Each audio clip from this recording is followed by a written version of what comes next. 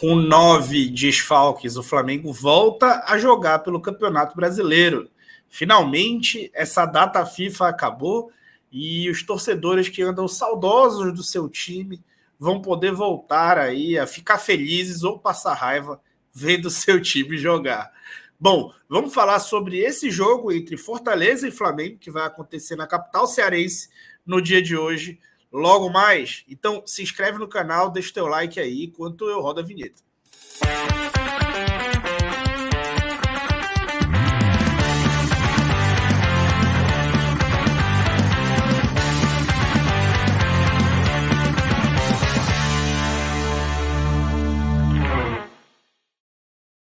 E eu sumi da tela. Bom, eu sumi da tela para passar uma mensagem mais importante. O Rafa Scout está com uma outra promoção por tempo limitado. Você tem interesse de trabalhar com futebol e ser um consultor tático? Pois é, o consultor tático pode trabalhar do luxo e do conforto da sua casa para receber valores assim acima de R$5.000 por mês. Então, é um trabalho que você ama, dentro da sua casa, nos horários que você puder fazer, inclusive conciliando com outra renda.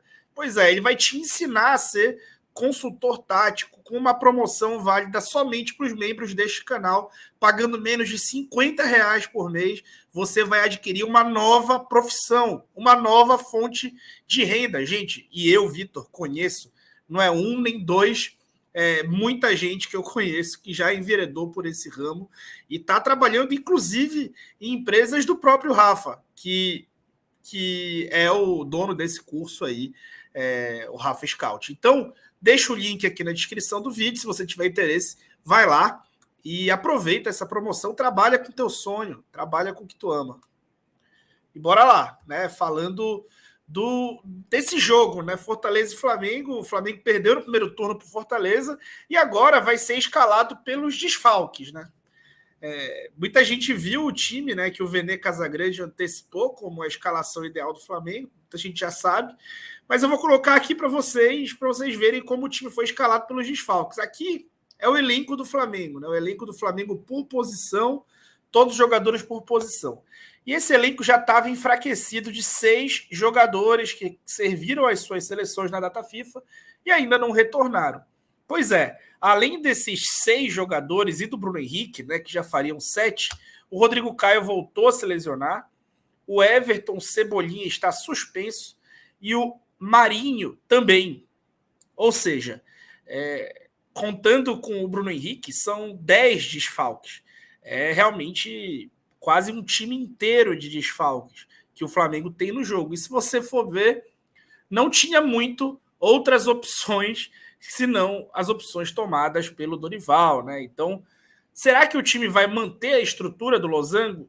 Bom, mantendo a estrutura do Losango, ele iniciaria com Santos, Davi e Léo Pereira, do meio para trás ali, dos 2 volantes, aspas, né? O João Gomes faz um papel de médio, mas dos 2 volantes para trás, o time titular, e na frente só o Gabigol, né, de titular. Então o Vitor Hugo no lugar do Everton Ribeiro ali, fazendo basicamente a mesma função, que é onde o garoto melhor desempenha, e o Matheus França fazendo a função de meia, onde o Arrascaeta atua, né, com o Mateusão de centroavante e o Gabigol na função que ele executa. Bom, se for essa a escalação, bastante boa, pois o Flamengo vai voltar a ter um centroavante, né? O Flamengo tem muita dificuldade de substituir o Pedro.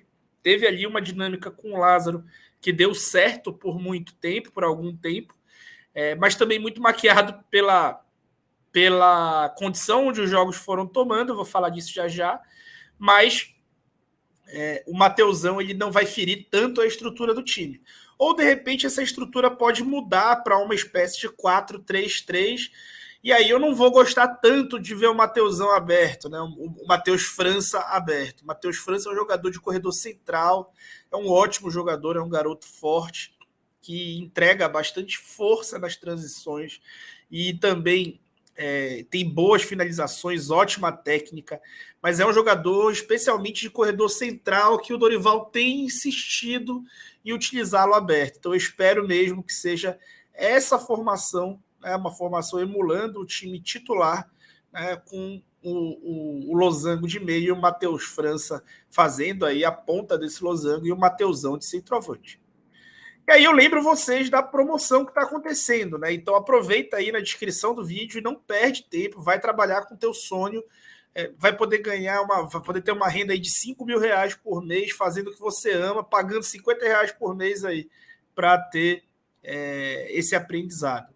E aí, gente, eu vou colocar imagens aqui da Flá TV para vocês verem um pouco do Mateusão, né? O Mateusão, ele é um cara que tem características próximas à característica do Pedro, é um cara de pivô, né? Grande, bem grande, que sabe fazer o trabalho de costas, sabe fazer o trabalho de pivô e com isso vai ferir menos aí as características da equipe, né? O time do Flamengo é um time acostumado a se valer desses apoios que um centroavante fornece. Então o Mateusão vai poder sanar esse tipo de problema que aconteceu contra o Ceará, quando o Gabigol foi escalado à frente e o time não tinha ninguém para ocupar o corredor central, ficando ali muito facilmente detido pela marcação do Ceará.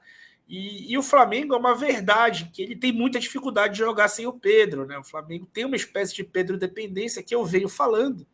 É um time que tem, mesmo nos jogos que venceu, teve sempre um contexto ali um pouco favorável, né? Contra o Tolima, o Pedro ainda não era titular, foi um gol espírita ali do Andreas. Contra o Corinthians, o time não marcou gol e perdeu o jogo, né? No jogo do Brasileiro. Contra o Atlético Goianiense, foi uma goleada realmente que deu certo.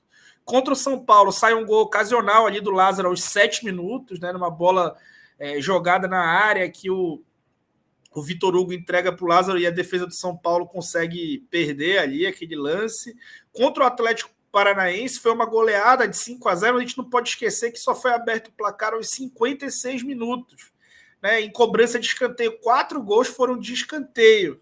Tá? Apesar do domínio, da força, da quantidade de finalização, o Flamengo tinha dificuldade de criar chances. Contra o Palmeiras, quase não reteve a bola. Contra o Botafogo, estava 0-0 até o Pedro entrar e aí fazer uma assistência. Contra o Ceará teve aquela dificuldade. Então, tem sido uma constante o Flamengo ter dificuldade sem esse cara aí que vai para a Copa no time. Então, gente, é um jogo de retomada, um jogo para os titulares ali que estão...